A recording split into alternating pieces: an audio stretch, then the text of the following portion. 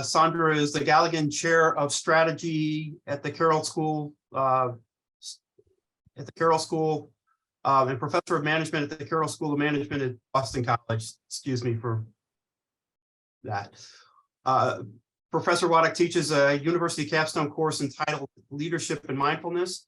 She's published over 180 papers, ranging in topics from catalyzing transformation, healing the world, intellectual shamanism, corporate citizenship, and responsibility.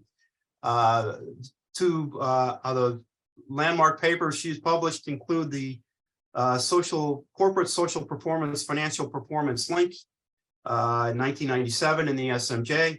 Has over 9,500 references, and the follow-up, the 2010 paper, the Corporate Responsibility and Financial Performance, again in the SMJ. More recently, she's published Imagining Transformation in the Journal Futures. Please join me in welcoming Sandra Waddock. Hi, thank you, and thank you for inviting me. I'm not a marketing scholar, and I'm going to take a little different approach than staying within the marketing system. In fact, I hope to challenge you a little bit. Great. So we face a world of what now is being called polycrisis. These polycrisis is this intersecting, connected global crises that need to be dealt with in some way, or else the business as usual is unlikely to continue. So I'm going to argue that we can't just operate from within a business as usual perspective, that as we think about what sustainable marketing means, and I'm going to put that in quotes, we need to actually be thinking about transforming not just marketing, but the way business is actually done. That involves the purposes of business itself, the paradigms or mental models or worldviews that we use to understand what business is, the kinds of metrics we use to measure, and then actually how business actually is practiced, and that includes all of marketing. So transformative change means changes within and beyond the system. And it really involves looking at what keeps the current system in place.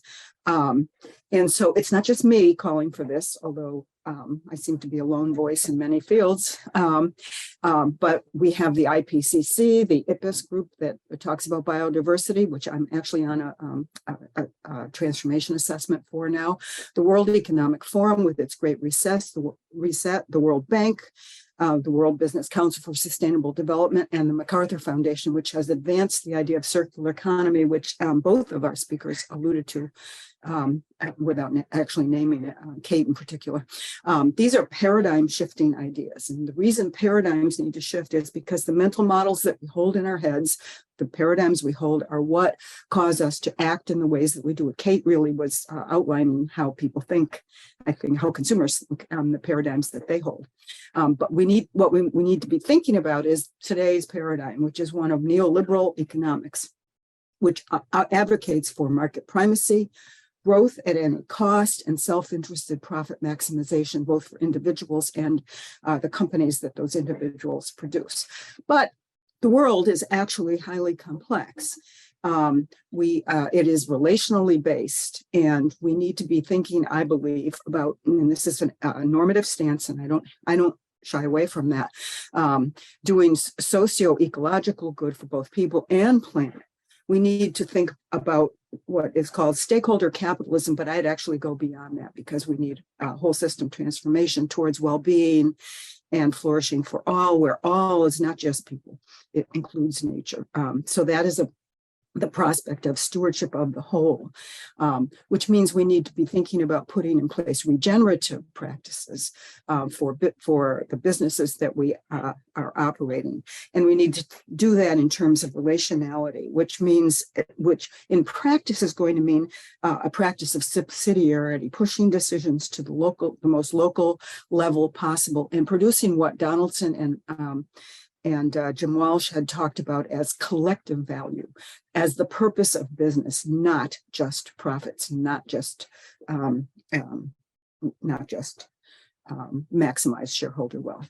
So as my understanding of marketing, it's been a long time since I took a marketing course, but I still would think in terms of the 4 Ps. That from my outsiders and some critical perspective, marketing is about those 4 Ps that induce selling and buying behaviors. We just heard about that foster the extractive and exploitive practices that many businesses use to get the raw materials that they use to produce the goods that they're selling to people. It is about emerging new needs and shifting values and influencing buying attitudes and mental models and behaviors, and developing relationships. But those relationships are about developing relationships with customers to get those customers to build loyalty and buy more from the company. So it's still all about money, growth, and market share. However, that's a problem. Transformation is prospective, as my friend Chris Laszlo has talked about in an article he recently wrote. Prospective theorizing means envisioning and finding pathways to an envisioned, possible, and preferable or desired future. For marketing, that means there are no roadmaps or pathways forward that have already been articulated, that we need new narratives and shared aspirations and visions about what is the role of business, what is the role of consumption, how much material goods do we need, and how do we think about that. So really shifting the mental models that people hold about what we need as consumers, and developing guidelines and design principles for doing that. And that involves pathways analysis to that future, which is going to mean that we need new approaches and new values that are very much articulated as the shared values of people. So transformed marketing, in my view, which would look to the greater good, that shift values. What is a socio-ecologically flourishing world look like? And what is marketing's role in that? It's a very different paradigm. It's away from growth, power, and dominance, decolonization, some people talk about as. It is towards, as Kate argued, durability, recyclability, reuse, repair, leasing, or servicizing, and not ownership.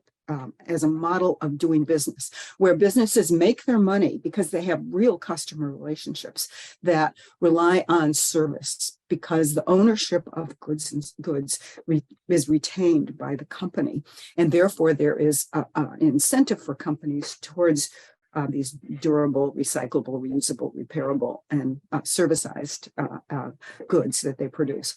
And it would be generative and earth-centric and society-centric in its sort of the paradigm, not business-centric. So we always think about putting economics today at the center of things in business, but this would be putting collective values and the collective good, or the collective value, as Donaldson and Walsh talked about it, at the center.